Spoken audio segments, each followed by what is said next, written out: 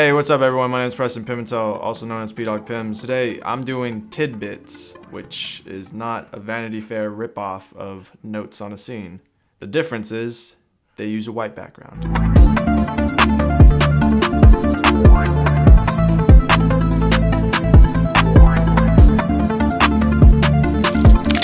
Due to commercialized propaganda, millions have taken up arms since their youth.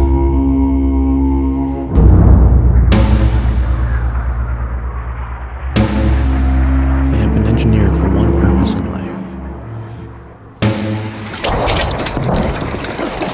No! Don't shoot! Don't shoot!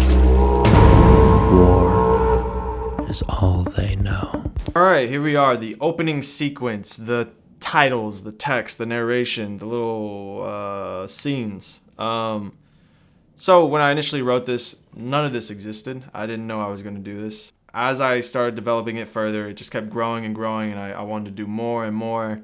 I kind of started developing an idea of like, oh, what if I kind of like psych out the audience? Because initially it just started with me running in immediately. These dead gentlemen right here, I met on another shoot that I was in. We were all just hanging out in between sets, practicing choreography for some stunt stuff. I got the idea, hey, I have my camera, can I get you guys to lay as dead bodies? I didn't tell them anything other than that, and they're like, yep. So I appreciate each of them for that. Shout out to Victor, Jared, and Brandon for laying dead. Initially I had the idea, oh, let me just pile on, let me get a montage of a lot of dead bodies, but then it just gets redundant. So I wanted to get a bit of a chase sequence, and shout out to Fernando and Paloma for kind of volunteering and doing this impromptu scene in the cold, wet rain, multiple times. No! Don't shoot! Don't shoot! And lastly, in the opening sequence, we have the narration by Jacob Gunter. I wasn't initially going to do a narration sequence. It was just going to be the text. But then, you know, I wanted to do more, so I decided. My cat's throwing up right over there. Hey, you okay? Well, that's going to be gross and smell in this room. But we carry on. So, Jacob did the narration.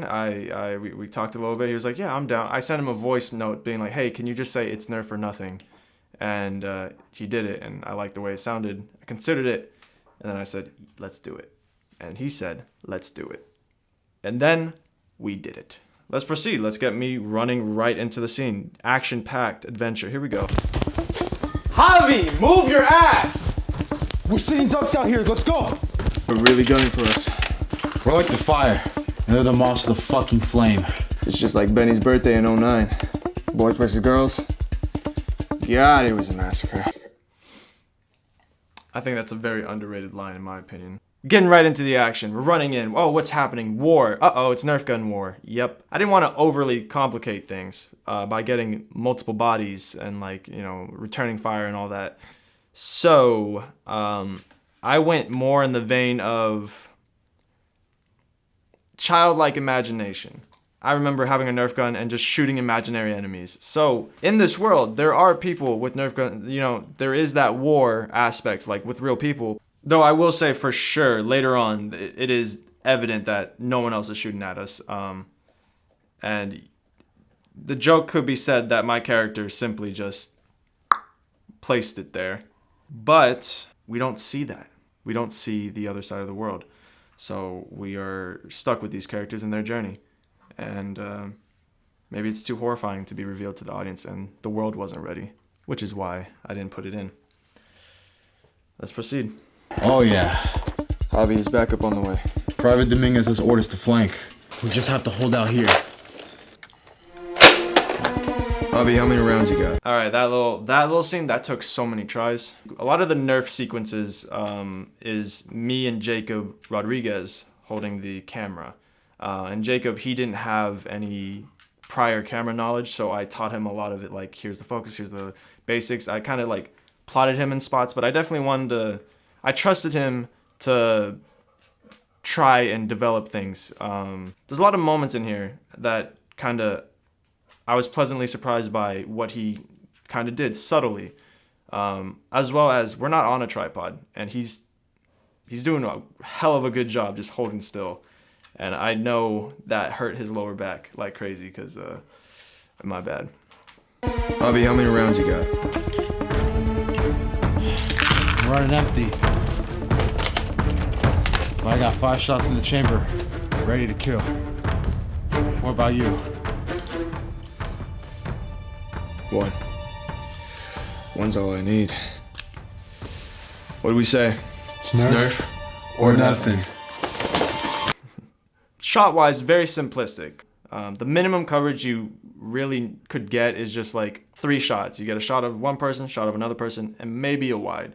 And that's the bare minimum if you really wanted to cover a scene. Edit-wise, I personally believe you need 4 to 5 to really get get that flow. You know, you need a little extra little spice, a little flavor in there. Whatever shot that is. It could be the whole thing, it could be just a little thing, but I personally believe anytime you're doing dialogue, and if you're trying to get coverage of everyone in the whole scene, you need to I like to get more than the bare minimum for sure. Especially nowadays, because we all have technology, we're all on our phones, we can see scenes, everyone makes stuff everywhere, anywhere. So there's a certain subconscious quality that you can see when there's just an extra little shot. You don't think much about it in the moment, but personally, when I'm watching stuff, I can feel when we're just kind of being lazy or stuck with, all right, here, let's put the camera here. Perfect. All right, camera here. All right, we got the scene. Let's move on. I try to get roughly 4 or 5 basic shots, just to get the coverage, as well as having, it's good for the energy, I feel, in the scene.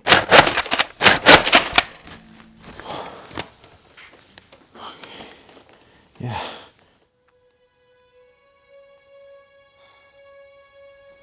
No.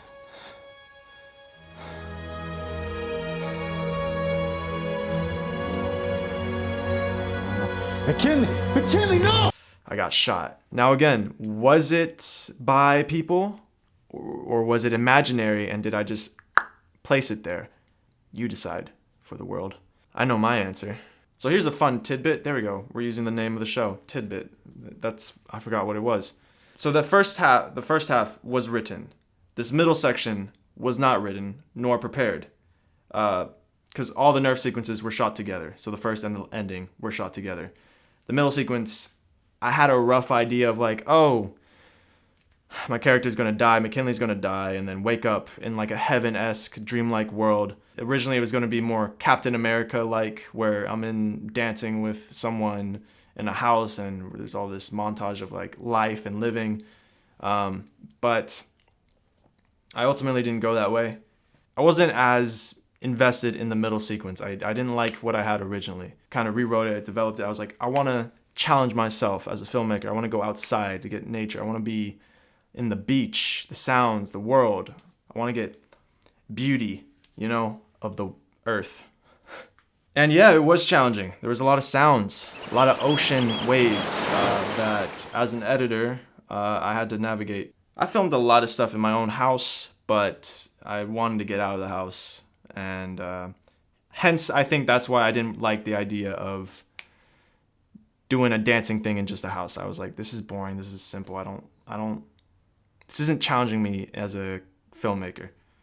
So we go to the beach sequence.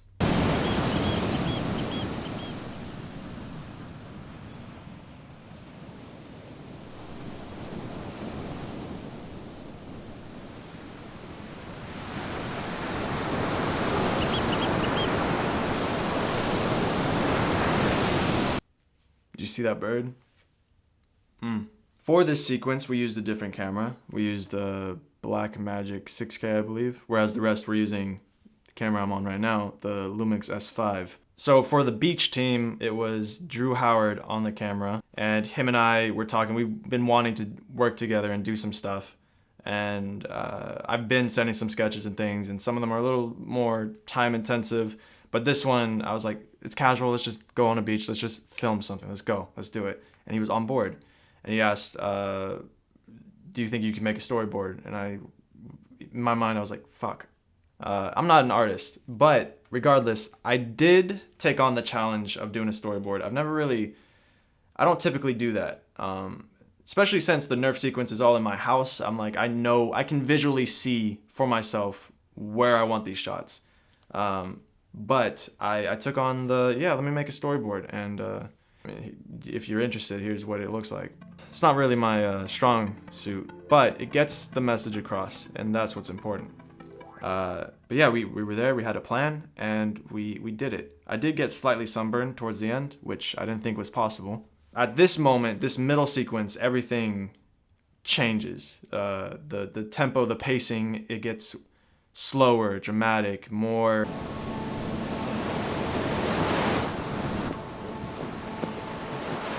Here Sydney is, alone on the beach. We coordinated wardrobe-wise, these brighter clothing. Her what is it, bow tie? I don't know, a bow?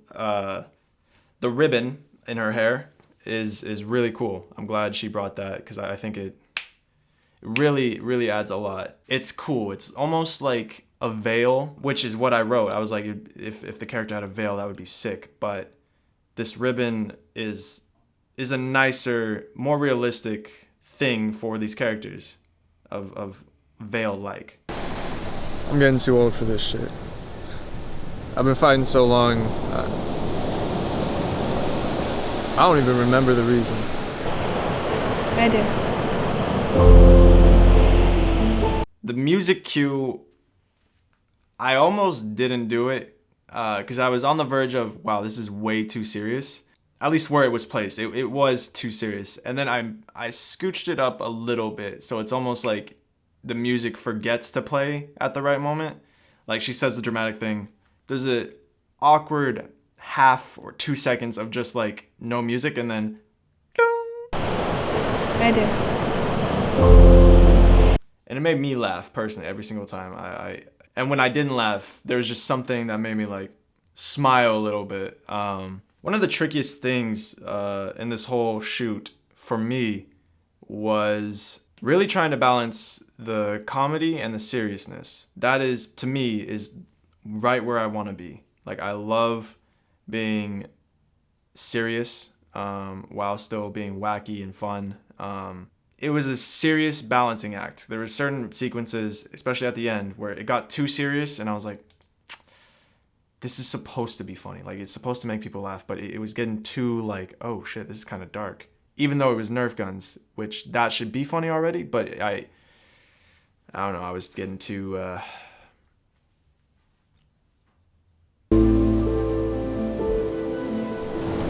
Elizabeth. Okay, so the hand shot. There's certain B-roll shots in here that were not part of the storyboard. Those we filmed on the day I got the idea afterwards from watching a movie called Dune Part 2. I love that movie. I watched it 5 times in IMAX, 1 time in Dolby, and it really inspired me a lot. I was so blown away by that movie and impressed, and I aspire to make something of that quality. And I was watching a lot of the interviews with directors and the actors and the cinematographers, and the director Denis was expressing how powerful there's a lot of emotion in just hands and feet. And I never really thought about that or put much thought to it. And visually, cinematically, just seeing ever so subtle moments can tell you a lot and enhance and assist your feelings towards what the characters are feeling, as well as what direction the scene may go. So I wanted to get more shots of expression through hands and feet. I wanted to experiment and try that out, and I for one was really impressed by the effect that it had. Personally, I find them to be beautiful in their simplistic nature. I really like these shots. You didn't let me go, you ran away. To fight. For what? The boys needed me, Elizabeth. I needed you.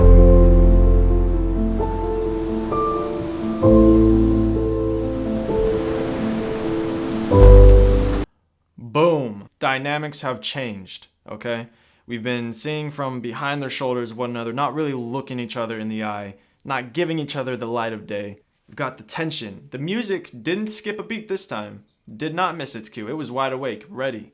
Almost for the first time, really seeing each other.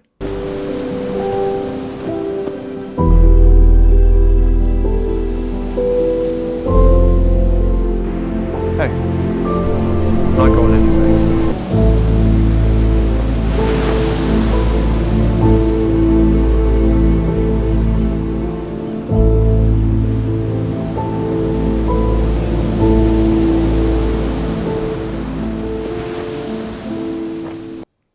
And there she is, alone, again, single, alone, forgotten, dead, potentially, or non-existent.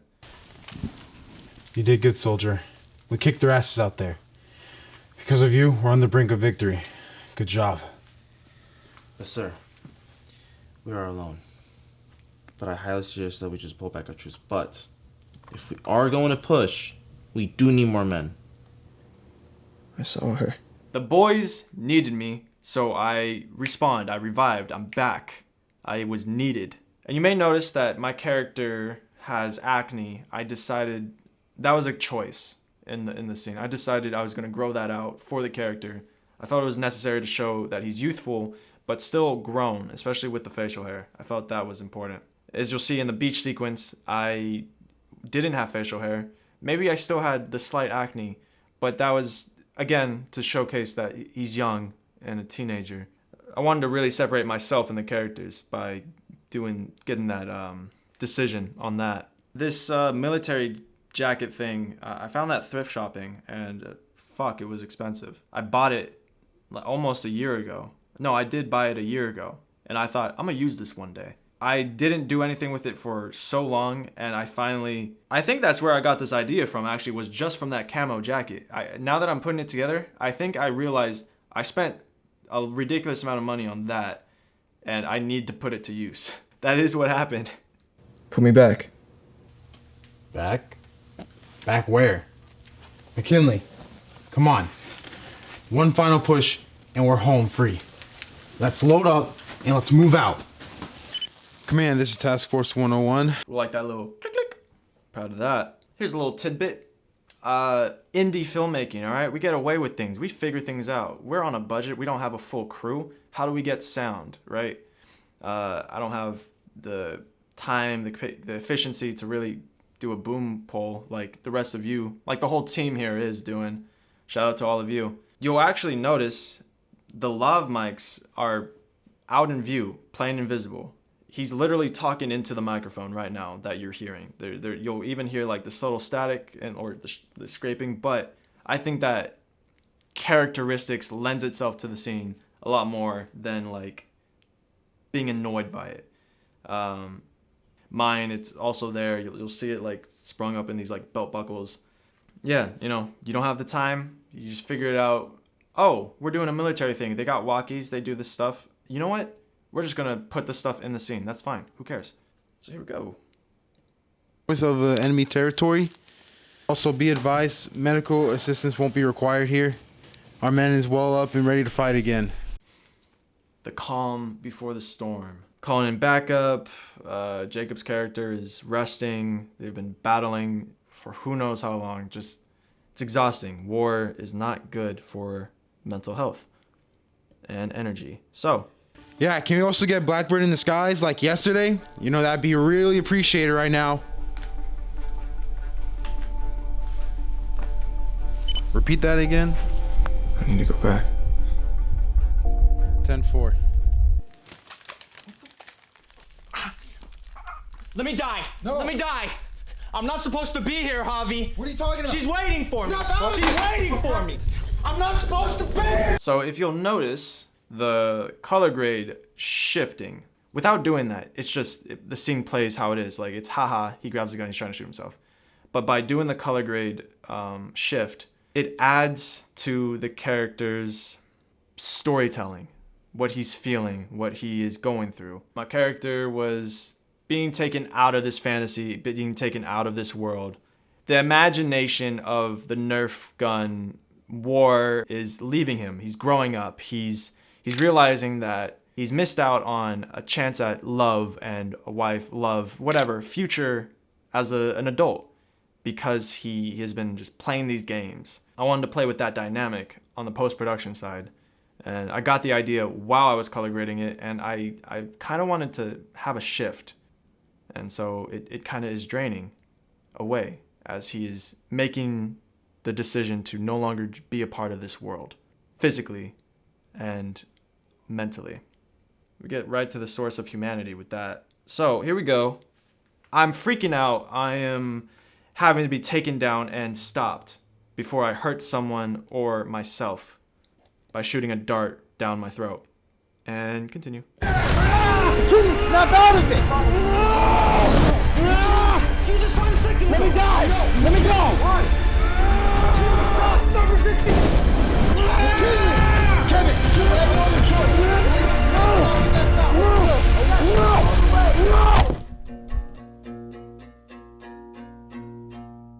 It's Nerf or nothing. Thank you. No, stop. All right, that was the sketch. Initially, the ending with the music, it was going to be completely different. It was way more dramatic. I lost the balance at that sequence. That was another thing that was preventing me from releasing it. I had to really hone in and get that fixed because it was too serious and I lost the haha.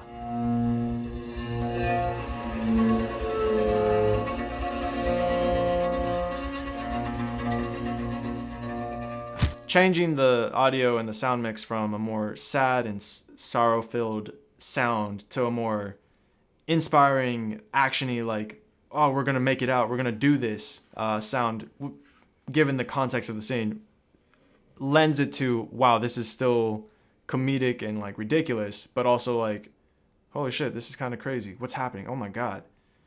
Please don't die. At least I hope that's what you felt. And then, of course, it ends. Back to the narration. It's Nerf or nothing. If you give it some more thought about why it ends with it's Nerf or nothing, if you truly think about it, it is Nerf or nothing. Overall, it was a great time. It was a great shoot. It was fun. It got more ambitious, and I was growing with it a lot more. So yeah, this was tidbits. I gave you all tidbits. Here's a tidbit. We're done.